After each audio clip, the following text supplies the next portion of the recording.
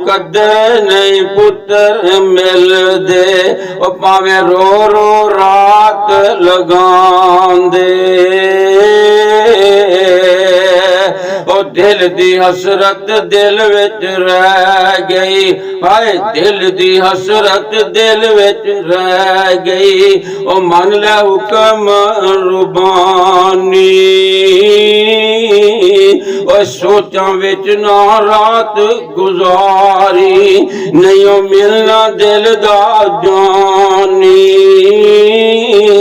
ओ ना झूठे दिल नू दई गलासे, ना रखी आस बेगानी।